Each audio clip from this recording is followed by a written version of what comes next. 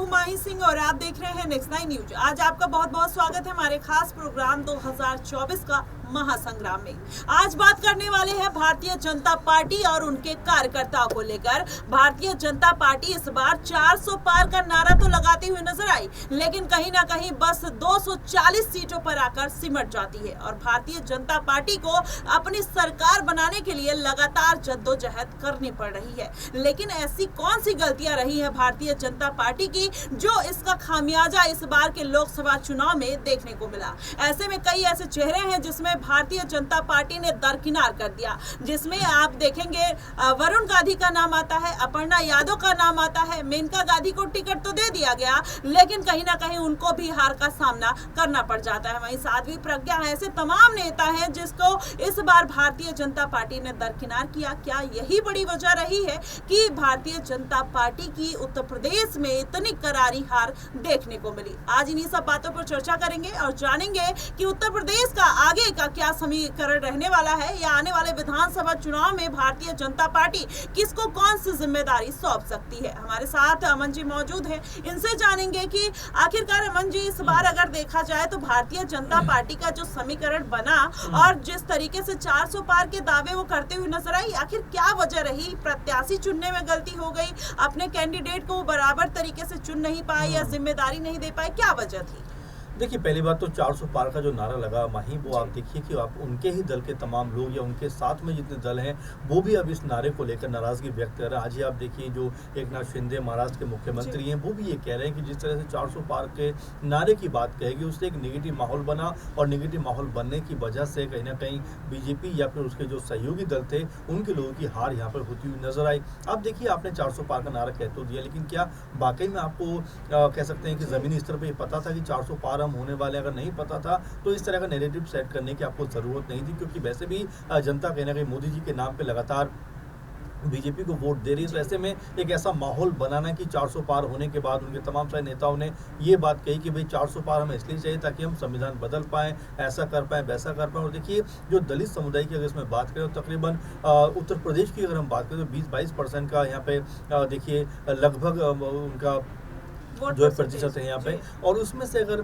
मायावती के खेमे को या कहें कि बीएसपी को सिर्फ 8-9% मिलता है तो बाकी का जो वोट बैंक है वो सीधे तौर पर इंडिया गठबंधन की तरफ शिफ्ट हो जाता है। ये सोचते हुए शायद कि जो उनके सबसे बड़े हीरो कहे जाते हैं, उनको सबसे बड़े पूजक कहे जाते हैं एक तरीके से अम्बेडकर जी, उनको लेकर ये जरूर धारणा बनी कि उनका संविधान बीजेपी बदलने वाली है। और इसी बात को लेकर जो दलित समुदाय थे और तमाम इस तरह के SC/ST वर्ग से जो लोग आते थे उन्होंने कांग्रेस पार्टी या फिर जो इंडिया गठबंधन उसका साथ दिया। और यहीं से पूरी की पूरी जो बीजेपी की हार की कह सकते हैं कहानी शुरू हो गई थी, जब बीजेपी ने अति आत्मविश्वास का परिचय देते हुए ये कहा कि हम संविधान बदलना चाहते हैं। और यही बात है कि दलित समुदाय के लोगों ने और तमाम जो समुदाय हैं उन्होंने यही सोचा कि अगर संविधान बदल सकते हैं तो आने वाले दिनों में ऐसा हो सकता है कि बीजेपी पूरी तरह से हावी होती हुई नजर आए। और देखिए, जमीनी स्तर की अगर बात करें तो ऐसे ज्वलंत मुद्दे बहुत सारे हैं। चाहे आप देखिए पेपर लीक, उत्तर प्रदेश में जब पेपर लीक होता है, पुलिस की परीक्षा होती है, उसके बाद पेपर लीक हो जाता है, 70 लाख के आसपास बच्चे एग्जाम देने जाते हैं 50-60 हज़ार पदों के लिए। तो ऐसे में यही सवाल उठते हैं कि जब इतनी कड़ी मशक्कत के बाद बच्चे जाते हैं और उनको पेपर लीक मिलता है तो यहाँ पर उनका भी गुस्सा जाहिर होता है। तो ऐसे कई मुद्दे हैं जिसको बीजेपी परख नहीं पाई, जान नहीं पाई। और यही वजह है कि न सिर्फ उत्तर प्रदेश में बल्कि जो अयोध्या में जहां पर राम मंदिर बना और जिसको लेकर तमाम सारी बातें बीजेपी ने कही, पीएम मोदी भी खुद उसकी प्राण प्रतिष्ठा में सबसे आगे नजर आए, लेकिन उसके बावजूद अयोध्या की सीट बीजेपी को हारने को मजबूर होना पड़ा। ये बताता है कि शायद बीजेपी बहुत जल्दबाजी में थी, हड़बड़ी में थी या फिर बहुत ज्यादा ओवर कॉन्फिडेंट थी। इसीलिए उसने तमाम मुद्दों को दरकिनार करते हुए देखिए RSS से भी नाराजगी मोल ले ली और यहाँ तक कहते हुए नजर आया जेपी नड्डा जो अध्यक्ष थे बीजेपी के कि भाई हमें अब RSS की ज़रूरत नहीं है क्योंकि हम बहुत ज़्यादा ताकतवर हो गए हैं। और इस तरह की जब बातें कहेंगे तो आपको खामियाजा उसका भुगतना पड़ेगा। और यही बात है कि मोहन भागवत जब कल बोल रहे थे उन्होंने जिस तरह की बातों को सामने रखा, माही वो समझ में आता है कि किस तरह की नाराज़गी और किस तरह की दूरी अब RSS और बीजेपी के अंदर नज़र आ रही है। आप उन्होंने मणिपुर का जिक्र किया जिसके ऊपर पीएम मोदी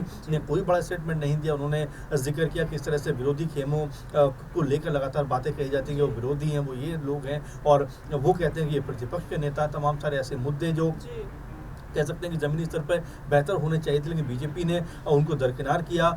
खुद उन्होंने यहाँ तक कहा कि जो बड़े पदों पर बैठे हैं वो अहंकारी हो गए, सेवक नहीं हो गए, तो सीधा इशारा उनका पीएम मोदी की तरफ था। तो आप समझ सकते हैं कि अगर आरएसएस का साथ नहीं मिला तो बीजेपी कमजोर हुई है। जी बिल्कुल, ऐसे में लेकिन अमन जी, अगर पूरा समीकरण देखा जाए उत्तर प्रदेश का, जिस तरीके से भारतीय जनता पार्टी से इस बार प्रत्याशियों को चुनने में चूक हुई है और कहीं ना कहीं उनके वोट बैंक में जो कमी आई है, क्या वो भी एक बड़ा कारण है? बिल्कुल माही, और इसमें एक चीज समझने वाली ये है कि खुद सीएम योगी ने ये बात कही कि भाई बहुत सारे नाम ऐसे थे जिनसे वो संतुष्ट नहीं थे, वो कह रहे थे कि भाई नाम को बदलो। लेकिन बीजेपी देखिए यही होता है कि आला कमान में कुछ एक लोग बैठते हैं और फैसला कर लेते हैं, तय कर लेते हैं। लेकिन यही बात से नाराज योगी ने कहा कि भाई इन नामों के ऊपर आप जो है दाव मत लगाइए, क्योंकि इनके खिलाफ एक माहौल बना हुआ है। चाहे आप जो भी बड़े नेता बीजेपी के हारे उनकी बात करिए या फिर नए लोगों को जो टिकट दिया गया उनकी बात करिए, लेकिन योगी जी की एक भी नहीं सुनी गई। इसीलिए आपने देखा कि जो कह सकते हैं सपा के कह सकते हैं सांसद हैं गाजीपुर से अफजल अंसारी, वो यही बात कह रहे हैं कि उत्तर प्रदेश में गनीमत रही कि सीएम योगी की वजह से बीजेपी 33 सीट जीत पाई, वरना जो स्थिति थी यानी कि 30 सीटें उन्होंने जो है योगी जी के नाम पर जीती हैं और मोदी जी के नाम पर महज 2-3 सीटें जीती हैं। तो ये इस तरह का कंपटीशन अब बढ़ता हुआ नजर आ रहा है खुद बीजेपी के अंदर। और देखिए अगर हम उत्तर प्रदेश की बात कर रहे हैं, पश्चिम उत्तर प्रदेश में आते हैं तो यहाँ पे संगीत सोम बीजेपी के पूर्व विधायक है, इसके अलावा संजीव बालियान जो अभी हारे हैं, उन दोनों के अंदर कैसा आपस का जो कह सकते हैं माहौल बिगड़ता हुआ नजर आ रहा है। तो ये जो चीजें बताती हैं कि बीजेपी के अंदर तालमेल का भी अभाव कहीं ना कहीं दिखाई पड़ता। वहीं अगर हम राव इंद्रजीत की बात करें जो हरियाणा से गुरुग्राम से सांसद बने हैं, वो भी यही बात कहते हैं कि भाई 400 पार का जो नारा आपने दिया था वो कोई तर्कसंगत नारा नहीं था। और वो यहाँ तक कहते हैं कि बीजेपी को अपने ऊपर अब सोचने की जरूरत है कि हमें किस दिशा में आगे बढ़ना है, किन मुद्दों के साथ जाना है। तो ऐसे में आप देख सकते हैं कि न सिर्फ उत्तर प्रदेश बल्कि बिहार और जो हम देख सकते हैं हरियाणा, तमाम राज्यों में बीजेपी की सीटें न सिर्फ घटी हैं बल्कि बीजेपी को भी आत्ममंथन करना होगा कि अगर उनकी राजनीति एक ही ढर्रे पर चलती रही तो अब की बार उनकी स्थिति और भी खराब हो सकती है। वहीं अगर वो मुद्दों की राजनीति करते हैं, कुछ बेहतर मुद्दे लेकर आते हैं, कुछ विकास की बातें करते हैं, तो शायद उनकी जो वापसी एक बार फिर पूर्ण बहुमत के साथ में सत्ता में हो सकती है। जी बिल्कुल, ऐसे में लेकिन अमन जी वहाँ पर अगर देखा जाए मैनपुरी सीट पर जयवीर सिंह ठाकुर को उतार देते हैं और सामने डिम्पल यादव रहती है जो एक मजबूत कैंडिडेट है और लगातार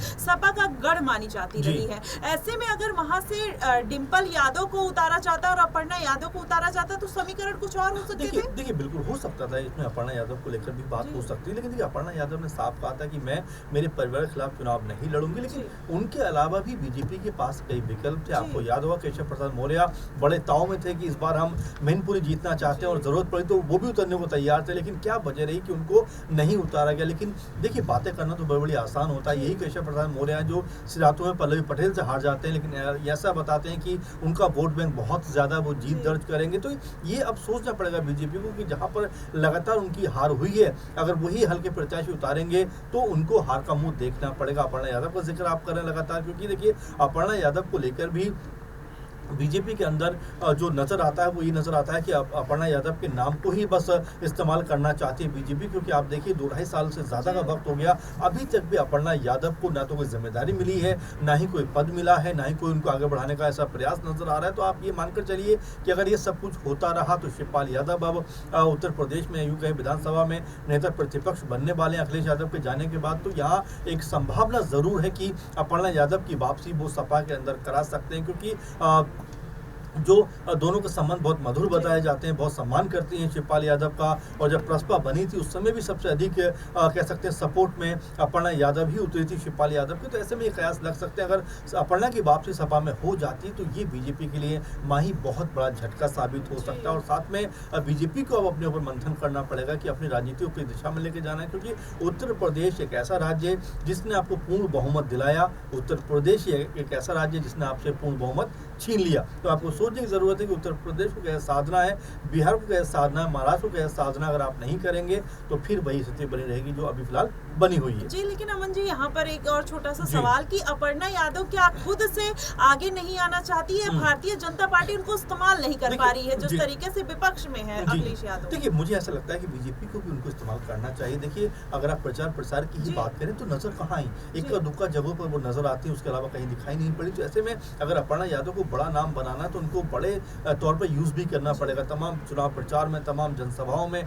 तमाम जो कह सकते हैं रैलियां, उसमें जाना पड़ेगा। अगर वो नहीं जाती है तो यहाँ पर उनका जो कद है और पद है वो कोई बड़ा नहीं बन पाएगा, क्योंकि जिस तरह से बीजेपी ने उनको कह सकते हैं बिल्कुल खामोशी के साथ में बैठा कर रखा हुआ, तो ये बीजेपी के लिए भी अच्छी बात नहीं, क्योंकि जिन जिन सीटों पर सपा मजबूत है उन सीटों पर उनका प्रचार प्रसार अगर होगा तो वहाँ बहुत फर्क पड़ सकता है। आप देखिए वो आजमगढ़ में प्रचार प्रसार करने जाती है, लेकिन अंतिम मौके पर जाती है, उसका कोई बहुत असर नहीं पड़ा। यही चीज़ अगर पहले होती तो शायद एक इम्पैक्ट पड़ता हुआ नजर आता। तो ऐसे में अब बीजेपी को समझना है कि अपर्णा यादव को इस तरह से इस्तेमाल करना है, क्योंकि एक बड़ी लीडर है, बाकी सपा से आई हुई हैं, कुनबा यादव परिवार का है। तो ऐसे में सपा अगर बीजेपी चाहे तो उनके लिए एक बेहतर पद क्रिएट कर सकती है, एक बेहतर तरीके से उनको आगे बढ़ा सकती है। लेकिन अगर ऐसा नहीं हुआ माही जी, तो आप ये मानकर चलिए कि अपर्णा की वापसी सपा के अंदर होती हुई नजर आ सकती है। और ये चीज़ अगर होती है तो बीजेपी को एक और बड़ा झटका लगना तय माना जा रहा है, क्योंकि सीएम योगी के साथ में भी उनका बहुत गहरा ताल्लुकात है, भाई बहन के तौर पर उनको एक तरह के रिश्ते को देखा जाता है और तमाम तरह से कई बार योगी साथ में नजर आए हैं।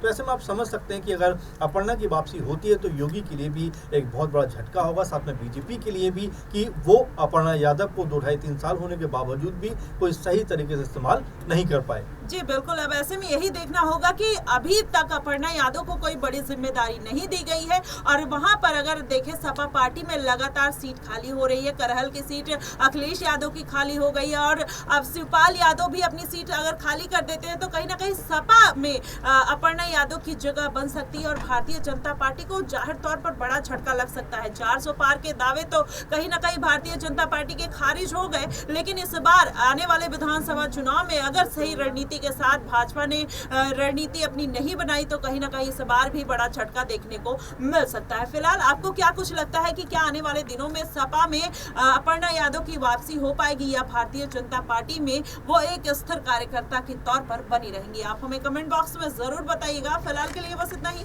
देश और दुनिया की तमाम खबरों के लिए हमारे साथ बने रहिएगा नेक्स्ट 9 न्यूज पर।